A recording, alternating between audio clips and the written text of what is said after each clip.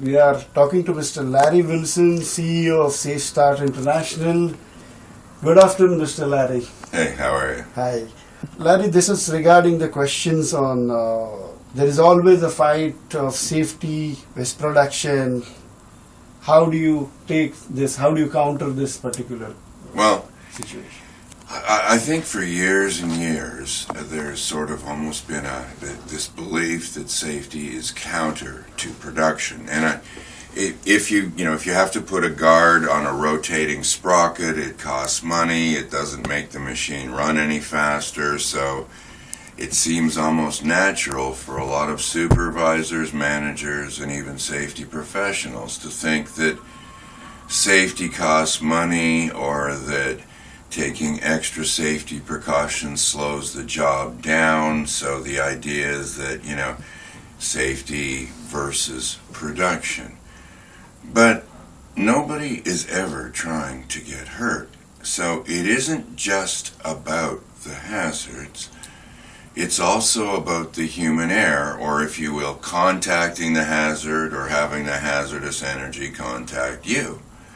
So if you start to focus more on human error, then what you'll realize is that many of your production errors, a lot of the unscheduled downtime, a lot of the quality problems are also caused by human error. You ship 150 skids, 3 truckloads, to your best customer instead of your second best customer who actually ordered them. Nobody got hurt, but it's a mistake that costs you a lot of money. So when you start shifting your perspective or your paradigm from solely being focused on the hazards to realizing that it's hazards and human error that are required for an injury, you can also start to improve production. You can start to improve quality or reliability. You can improve customer relations, inside or outside customers. And if you're moving or things are moving around you, you will also improve safety. People think management is not concerned about safety. Is it true, Larry? Well, I've heard this for years and years. I wouldn't want to say how many in my career, 30 plus, that it's because management doesn't care enough. So let me ask you a direct question. When you got hurt a lot, and you got hurt a lot just like I did when you were a little kid, do you really think it's because your mom and dad didn't love you? I mean, my mom and dad are still alive. I know they still love me, but they couldn't keep me from getting hurt when I was more than arm's length away.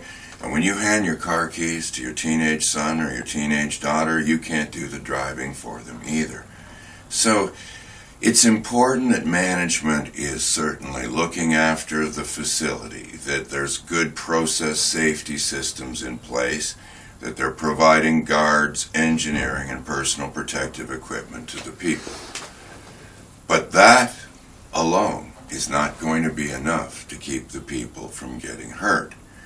What you also have to do is give people the habits, the safety-related habits, and the skills, like self-triggering, so that they can keep themselves from getting hurt in the moment. And I've heard so many times that it's always about these bad managers. And when I first started out in this business, I was looking for these bad, where are these evil supervisors? Where are these evil managers? And I met a few supervisors who were a little too pushy for sure. But I didn't really meet any evil people at all. They were all good people. None of them ever wanted any of their employees to get hurt. But just like your parents, they can't do the looking or the thinking for the employees when they're moving or things are moving around them. That's only something that we can all do for ourselves. It's something we can try to teach our children, and it's something we can try to teach our employees. But it isn't because we're bad parents, and it isn't because they're bad managers. How do you perceive the challenges for the employees to get trained in workplace safety? One of the questions I get asked, or I guess almost one of the complaints that you hear from a lot of safety professionals is that they have difficulty or trouble trying to get their workers engaged in their workplace safety program. There are a number of reasons for this. One of them is that the training you provide is just boring. It's the same old thing. They've heard it before. So, it's like trying to watch the same movie 20 times in a row. After a while, it's pretty hard to pay attention. When they sense that the people aren't paying attention, a lot of safety professionals make their lives even more difficult by getting louder and meaner, instead of realizing that the message that they're giving isn't new, and they're saying the same old things. Don't do this, don't do that, don't do this, don't do that. Nobody is ever trying to get seriously hurt. We know that for sure. So if you think about why people get hurt, why do you get hurt? Standing up, banging your head, burning your hand or arm in the kitchen. It's because you weren't paying attention in the moment. So if we give workers a different perspective, something that's actually useful, that will help them both on and off the job, then they will start to listen. And that's another problem that safety professionals and a lot of managers don't consider, and that is there is way more risk of getting seriously hurt or killed off the job than there is on the job. But we don't talk about that. We talk only about the workplace. But we say we care about your safety. Well, if you really care about my safety, you'd care about me 24/7. So let me just ask you all one simple question. Do you really care where you die? Or do you just not want it to be today and hopefully not tomorrow? I don't know about you. I'm not that fussy about where I die. I just would prefer it wasn't today, and I certainly hope it's not tomorrow either. So if we engage the workers and give them something useful that will help them and their families, not just on the job, but off the job where the real risk is, then they do start to listen. Then they do start to get engaged. They do start to participate, and they start to actually bring ideas and improvement solutions forward to you. People blame other people, malfunctioning equipments after the injury. What is the real scene? I mean, do you really agree with this? Quite often after an injury or an incident or even a car collision, car wreck out there on the motorway, it is very common for people to try to diminish or deflect their own responsibility in this incident. But that's partially because they don't want to tell the police officer that they fell asleep when they were driving or that they made another kind of mistake. Because quite often when you admit that it was your fault or that it was your mistake, you end up in more trouble. So we've all kind of learned how to say it was the equipment, it was the windshield wipers, it was the bright lights in my eye, it was the other guy, or it was a cow, a deer, a dog, a kangaroo. I've even heard alligator and crocodile. But think about it. What's really happened to you? How many times have you been hurt because the equipment broke, failed, or malfunctioned? How many traffic lights have actually worked incorrectly that caused one of your car accidents or close calls? So everybody knows that nobody is planning to get seriously hurt. We know that something unexpected must have happened. But essentially, there's only three sources of unexpected events. Either you do something unexpectedly, somebody else does something unexpectedly, or the equipment breaks or malfunctions and it does something unexpectedly.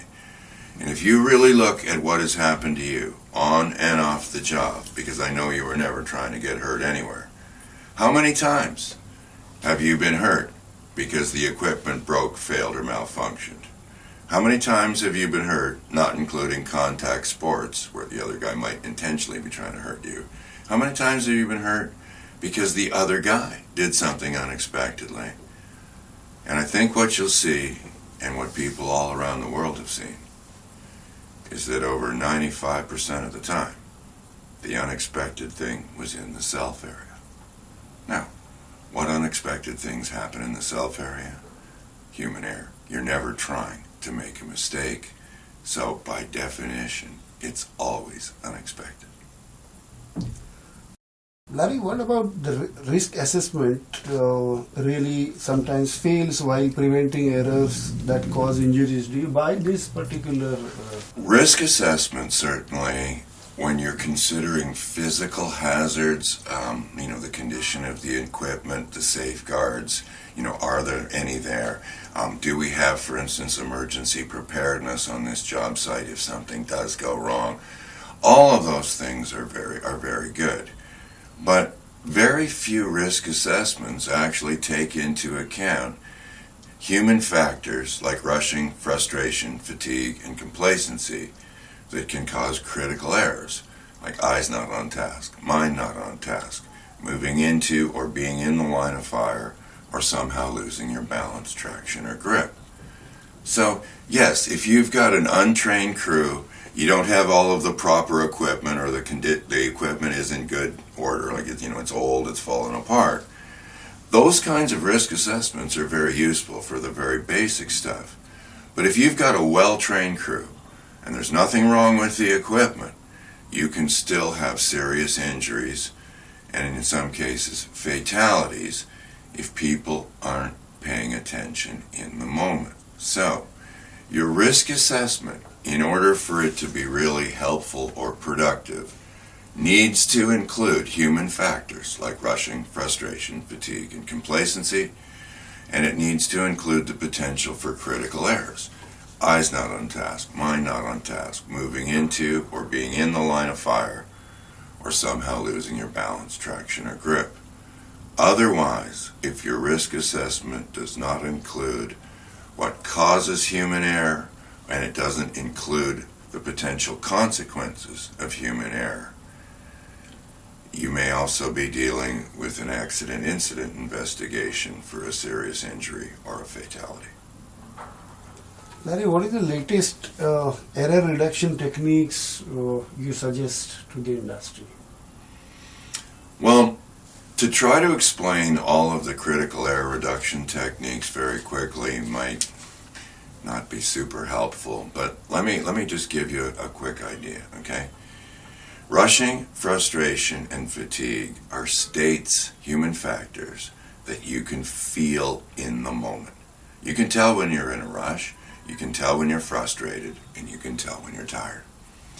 So as soon as you realize you're rushing, you're frustrated, or you're tired, you must quickly think, eyes on task, mind on task, line of fire, balance, traction, grip. But it has to happen quickly. And so what we need to do is we actually need to train your subconscious mind, because your conscious mind is going to be thinking about why you're rushing or what's going to happen if you're late, who or what is making you frustrated, or when you can get some rest or maybe even some sleep. So training your subconscious mind is a bit like walking over the grass. If 1 or 2 people walk over the grass, nothing happens. 30 or 40 people walk over it, you get the beginning of a path. 400 or 500 people walk over it, now the path gets wider and faster. And everybody understands this with music. You don't play a musical instrument in a while, pretty soon you're not going to be able to remember the notes. You don't speak a foreign language for a while, you struggle finding the words. And in a sport, if you don't practice the sport regularly, you might be a scratch golfer, be able to shoot at par. But if you haven't played golf in 5 years, my guess is you're not going to be shooting par that day. So everybody understands it with music, with a foreign language, or with sports. But when it comes to safety training or training people on critical error reduction techniques, a lot of people also have this paradigm about, just getting the tick mark in the box. Okay, lockout, tagout, yeah, we did that. Confined space entry, yeah, we did that. Hazard communication, hazardous chemicals, yeah, we did that. And they try to get it done as quickly and as cheaply as possible. So quite often I'll say to them, are you doing safety training or are you doing liability training to make your lawyers happy? But when it comes to training your subconscious, there aren't any shortcuts. It's about a lot of repetition, hearing a lot of stories, grooving those neural pathways so that when you're in a rush, when you're frustrated or you're tired, it gives you that feeling of being exposed. Now, when you watch a movie, you know something bad is going to happen because the music changes. But in the real world, there is no music. So, we've got to actually train their subconscious so that they hear that danger music in their head whenever they're rushing, whenever they're frustrated, or whenever they're tired.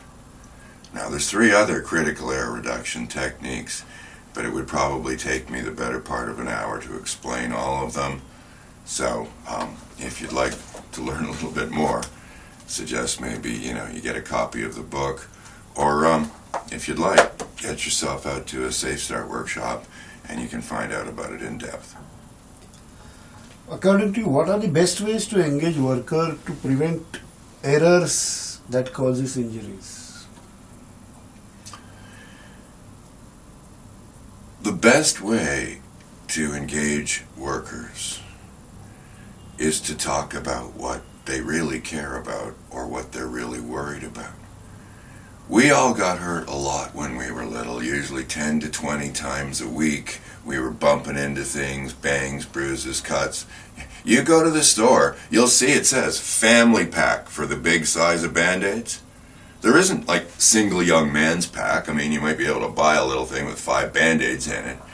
But there's a reason that says family pack, and that's because the little kids get hurt a lot, okay? But we get hurt 10 to 20 times a week when we're little kids. We get hurt 10 to 20 times a year as adults. From 20 a week to 20 a year is a 5,000% improvement.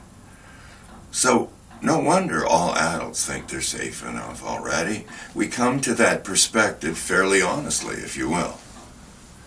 So if you want people to put a bit of effort into improving, they're going to have to be motivated, or why bother?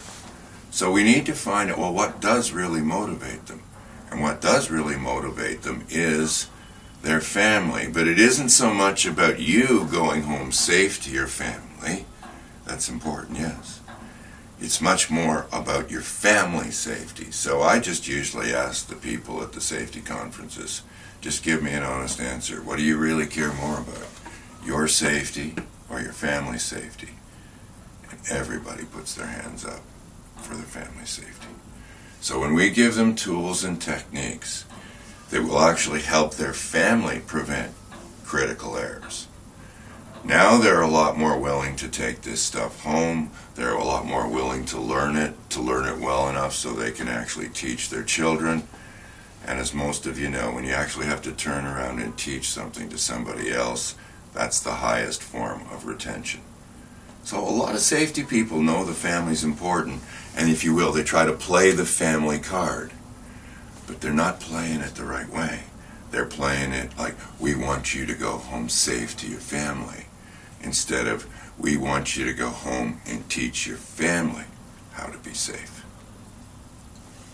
Larry, what are the best safety practices as per your opinion, and why still don't people adopt those? One of the things that's obviously very frustrating for supervisors, managers, and safety professionals is that when they provide good pieces of personal protective equipment, they have good engineering, good controls, guards, and the people aren't using the procedures. They're not using the guard, or they don't put the guards back on, or they're not wearing the pieces of personal protective equipment that they're providing that the company paid for. It can be very frustrating, and they can sort of think it's because of the worker's attitude, and it becomes, if you will, personal, okay?